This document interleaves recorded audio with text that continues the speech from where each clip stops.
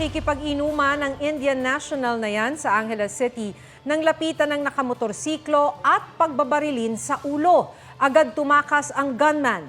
Nasawi ang Indian national. Ayon sa mga pulis, posibleng planado ang pagpatay sa biktima na isang negosyante at kilalang nagpapautang sa lugar. Inaalam pa kung sino ang salarin. Nakatakda ng umuwi ang OFW na ina ng 17 anyos na binatilyong napagkamalang suspect at napatay sa pamamaril ng mga pulis. Pinaiimbestigahan naman ng DILG ang pagkakapatay sa binatilyo. May report si June Veneracion. Tawagin niya ako, Mama, kailangan ka uuwi. Nami-miss na kita. Matagal na inasam ni Jemboy na muling makapiling ang kanyang ina na OFW sa Qatar. Pero ngayon, nakatakdang umuwi si Rodalisa dahil sa pagkamatay ni Jemboy. Nasawi si Jemboy sa kamay ng mga pulis na inakalang siya ang tinutugis nilang sospek sa pamamaril sa Navotas noong August 2. Ayon sa hepe ng NCR Police Office na si Brigadier General Jose Nartates Jr., malinaw na mali ang latag ng operasyon. When employed, the use of force, especially the use of firearms, it shall only be a last resort. Iniutos na ng DILG ang malalim na investigasyon sa insidente. Dapat i-review ang procedural, operational procedure. Kamukha nitong hot pursuit, anong dapat gawin? Dapat di na maulit ito. Ang dapat managot. Kamukha ng sinabi ko, mabilis ang hustisya. Sana po maging patas sila kasi hindi naman po makatao yung ginawa nila sa anak ko eh. Ang pagkakabaril kay Jemboy, kabilang sa serye ng mga insidenteng kinasangkutan ng mga pulis, gaya ng pagdanakaw sa isang drug suspect sa Imus, Cavite, at robbery sa isang computer shop sa Maynila. Pinabibilisan na ni Abalos ang proseso ng pagpataw ng parusa laban sa mga pulis na sangkot sa iba't ibang krimen. Panawagan naman ng Volunteers Against Crime and Corruption sa hepe ng PNP. Ang DECC na nananawagan kay PNP, kamay na bakal, and yung certainty, kasiguruhan ng arrest, kasuhan, dismissal. We are cleansing the Philippine National Police kasi kokonti lang yan sila, kailangan maubos sila. June Veneracion nagbabalita para sa GMA Integrated News. Kahit tag-ulan, umakyat sa 41 degrees Celsius ang heat index o damang init sa Pag-asa Science Garden sa Quezon City kaninang hapon. Ang paliwanag dyan ng Pag-asa sa report ni Von Aquino. Panahon ng tag-ulan pero sa Metro Manila ramdamang mainit at malinsang ang panahon simula kahapon. Umakyat nga sa 41 degrees Celsius ang heat index o damang init sa Pag-asa Science Garden sa Quezon City kaninang 2 p.m. Nasa extreme caution category yan. Kaya ang mga nasa lansangan kahit mainit, tiis-tiis. Kakagaling ko lang sa lagnat last week eh. Unang araw. Mahirap talaga pero since ito yung trabaho natin, lalabanan na lang natin yun. Sobrang init na. Kung hindi mo lang talaga sasabayan ng tubig, wala na. Paliwanag ng Pag-asa DOST ang malinsangang panahon sa ilang bahagi ng bansa ay dulot ng monsoon break. Minsan nakakaranas tayo ng mga monsoon break o yung mga ilang araw na hindi tayo ganong uulanin. Parang yung pakiramdam natin during the warm months, no? Maaraw, medyo malinsangan, pero may mga tsansa ng mga thunderstorm, lalo sa dakong hapon o gabi. Mahina rin daw ang hanging habagat at hindi inaasahang magiging bagyo ang LPA na nasa east ng Borongan City na posible ring mawala sa susunod na 24 hanggang 48 hours. Payo ng doktor para hindi ma-heat stroke kapag mainit ang panahon, uminom ng sapat na tubig. Bago kayo papasok sa trabaho, paglabas nyo ng bahay, maganda mag-shower muna tayo ng malamig na tubig. Okay? Because it helps the body adjust doon sa temperature sa labas. Vitamin C can help us acclimatize or adjust to changes in temperature. Kung maaari, iwasan muna ang paglabas ng bahay kapag mainit. Tiyakin din na well-ventilated ang bahay. Pasado 5 nga ngayong hapon na magsimula ang ulan dito sa Quezon City, kaya naman naibsan na yung mainit at malinsangang panahon kanina. Ang ulan tumagal lang ng halos 1 oras. Von Aquino nagbabalita para sa GMA Integrated News.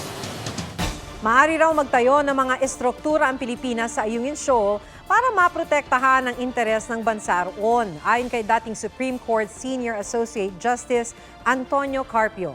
May babala naman ng isang business group laban sa panawagang i-boycott ang mga produkto ng China.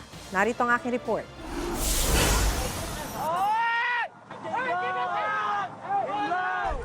Taong 2014 nang palubugin ng China ang isang fishing boat ng Vietnam sa Paracel Island sa South China Sea. Ang kahalintulad na insidente nangyari ulit noong April 2020. Isang Vietnam sa mga bansang may inaangking teritoryo sa South China Sea. At gaya ng karanasan ng Pilipinas, ilang beses ding naging agresibo ang China laban sa Vietnam. Pero bukod sa pagsasampa ng formal complaint, pinalapad ng Vietnam ang mga outpost nito sa South China Sea. Nagkaroon din ito ng reclamation projects. Para kay dating Supreme Court Senior Associate Justice Antonio Carpio, maraming pwedeng gawin ng Pilipinas para maprotektahan ang interes ng bansa sa Ayungin Shoal. They're now creating tension in Ayungin Shoal to warn us. Now, it's up to us. Do we want to be intimidated? If we allow ourselves to be intimidated, we lose. My suggestion is we put up a civilian structure there, a lighthouse. At kung ipagpapatuloy ng China ang panghaharas nito sa ating resupply mission, We can send larger Coast Guard vessels. That's one. We can also send our Navy. And the last thing is we can have joint patrols with the U.S. at the same time. tugon ng AFP, maraming posibleng hakbang para matuloy ang resupply mission. Pero tumanggi itong magkomento sa epekto ng pagpapadala ng barko ng militar. Kaugnay ng mungkahing Joint US-Philippine Patrol na una nang sinabi ng National Security Council na posible yan. Si Defense Secretary Gibo Chodoro nagngingit-ngit daw sa ginawa ng China Coast Guard. Pero we must translate this outrage into sustainable and well-thought-of and methodical response. ang Federation of Filipino-Chinese Chambers of Commerce and Industry nagpaalala na maghinay-hinay sa mga panawagang i-boycott ang lahat ng Chinese products. Intindihan po namin yung galit. Alam mo yung boycott na yan, nakakasama to both countries. Kasi kung sila mag-boycott din, hindi pumili sa atin yung mga raw materials natin, mga prutas natin in-export sa China. Marami pong mapipinsala dyan. Sang-ayon dyan ang ilang ekonomista. Mas maigi raw na palakasin ang agricultural at manufacturing sector ng Pilipinas na isang import-dependent na bansa. Mas maging competitive tayo para hindi natin kinakailangang dumepende sa China. I think mas malakas na resback yun kumpara sa outright na pag-boycott. Sa kabila naman ng mga hamon, tiniyak ng AFP na babalik sa Ayungin Shoal ang mga resupply boat para maghatid ng supply. Tila mamahaling mga bato o gemstones ang ginamit pandisenyo ng isang estudyante sa mga nilikha niyang damit para sa kanyang thesis. Ang mga embellishment hindi aakalaing galing pala sa basura. May report si Katrina Son. Makukulay, kumikinang, at talaga namang class. Mga obra yan ni Joshua Galano Asuncion para sa kanyang thesis na eco-fashion. Metamorphosis of Trash into Class. Ang embellishments sa mga kasuotan, pinulot sa tambak ng mga basura. Nilinis. I actually picked them one by one. I selected those plastic waste na pwede ko siyang i-convert into the beads. And then I washed them, I sorted them by colors. I also sterilized them. Ginupit ng maliliit, nilagyan ng resin hanggang sa maihulmang maliliit na embellishments. Isa-isang tinahi. At heto na ang finished product ng men's formal wear. Elegante rin ang mga gown. Parang naging normal na sa atin yung problem ng plastic pollution. So I really want to contribute in my own simple way. Ang nagtutulak kay Asuncion ang kanyang pagmamahal sa kalikasan at pagkahilig sa pagdidisenyo. Target din niya maging wearable ang kanyang mga likha. I wanted to go in between fashion and green clothing where I can make a wearable item at the same time sophisticated pa rin yung mga mukha nila.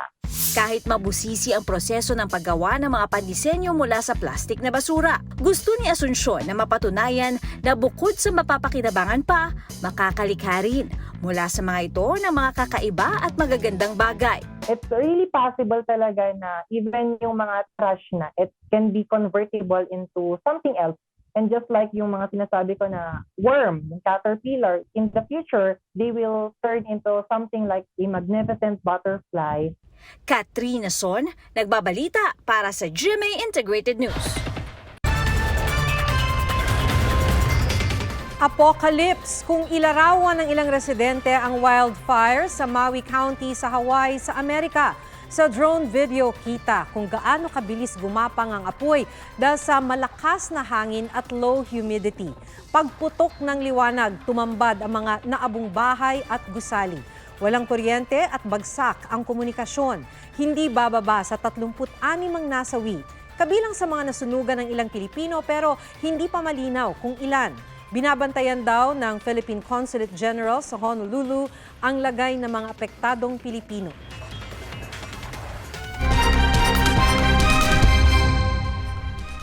Sa YouTube tutorial lang daw natutong magbunot ng ngipin at magkabit ng pustiso't brace ang mga nasa likod ng ni-raid na dental clinic sa Bukidnon. May spot report si Marisol Abduraman. Niwalang dental chair at dental light. Yan ang natuklasan ng mga taga-CIDG at Philippine Dental Association o PDA nang pasukin ng isa umunong dental clinic sa Valencia, Bukidnon. Walang permit ang clinic ayon sa PDA. Marami po kami natanggap na reklamo na may nagsasagawa ng dental procedure. Dalawa po sila, pareho po silang walang lisensya. Sila po ay nagbubunot, nagkakabit ng braces, gumagawa ng pustiso. Sabi ko, paano ka natutong magkabit ng bracket? Mga braces sa mga pasyente. Nanood po kami sa YouTube. Hindi rin nakaimbak ng maayos ang nasamsam na dental tools. Ipapasara ng CIDG ang clinic at sasampahan ng reklamo ang mga suspect na walang mga pahayag. Pinagtulungang bubugin ng hindi umano bababa sa 10 katao si Police Staff Sergeant J. Dawis. Kwento niya, inalok siya ng droga ng mga lalaki nag-iinuman sa Quezon City at nang magpakilalang pulis, sinimula na siyang bugbugin. Kinukuha nila yung baril ko. Pumutok na lang yung baril ko, ma'am. Naputulan ng daliri ang isa sa mga suspect na may warrant of arrest pala para sa kasong robbery hold-up matapos tamaan ng bala. Pati ang habal-habal rider na nirentahan ni Dawis na pagpalingan rin. Ayon sa hepe ng QCPD, biniliktad pa ng mga suspect ang report. Sinasabi nila, lasing ang pulis, pumunta sa kanilang lugar at nagpaputok. Arestado na ang dalawa sa mga nambugbog na kapwa itinanggi ang mga paratang. Nagkasana ng manhunt operation para mahuli ang 8 pang suspect. Marisol Abduraman, nagbabalita para sa GMA Integrated News. Hindi nabudol, hindi rin na hold up, pero pineste ng anay ang libo-libo pisong ipon ng isang graduating student. Naku, may naisalba pa kaya siya? Panoorin sa report ni Joseph Morong. Tila nag-ipon lang pala para sa wala ang estudyanteng si Randy. Paghirapan ng tapos walang nangyari. Dahil ang halos 20,000 pisong kanyang itinabi, mga anay lamang ang nakinabang.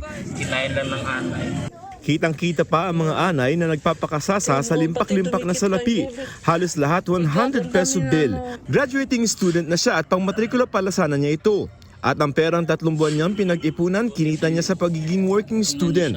Ganoon na lamang ang panlumo ni Randy na hindi na raw alam ang gagawin. Natutulala po ako that time kasi po, ano po yun yung wala as in po, yung parang nagbablank po ako, yung tipong di ko na po maisip kung ano yung ano ko, kundi nakatulala lang po ako. Then, yun, tumawag ako sa family ko, tapos, yun,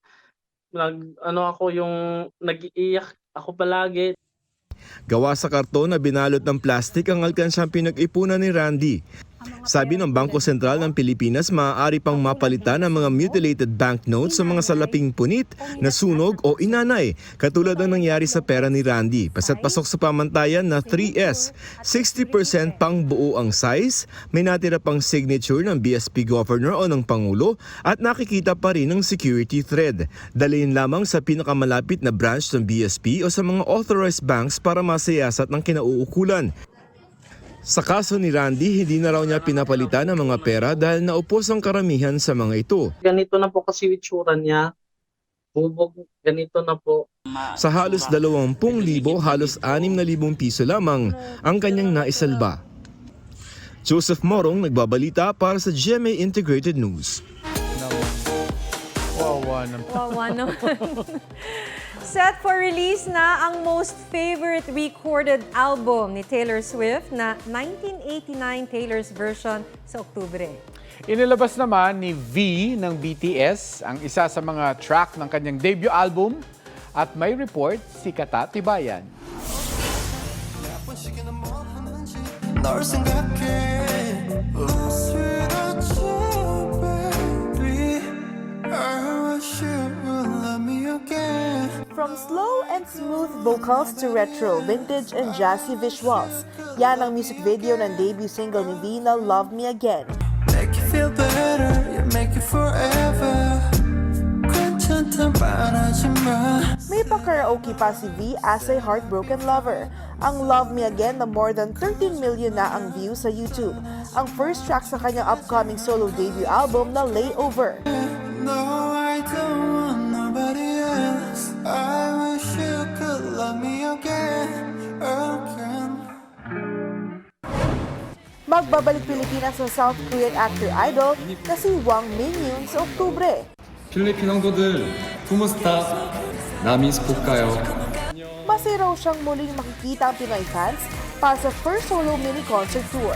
Bukod sa charming looks, umani rin siya ng papuri sa kanyang role sa hit K-drama fantasy romance series na Alchemy of Souls. Bibisita rin sa bansa ang South Korean actress-singer na si Kim Sejong. Mag-concert sa Pilipinas sa October 1 ang Business Proposal 당신이라고요. at The Uncanny Counterstar. Hollywood news naman, ilalabas na ni Taylor Swift sa Oktubre rin ang 1989 Taylor's version. Exactly 9 years since ilabas ang 1989 album. Sabi ni Taylor, ito ang most favorite re-recorded album niya. Katatibay nagbabalita para sa GMA Integrated News. Yan ang State of the Nation. Ako si Maki Pulido para sa mas malaking misyon. Para sa mas malawak na paglilingkod sa bayan, sa ngalan ni Atom Araulio, ako si Mark Salazar mula sa GMA Integrated News. Ang News Authority ng Pilipino.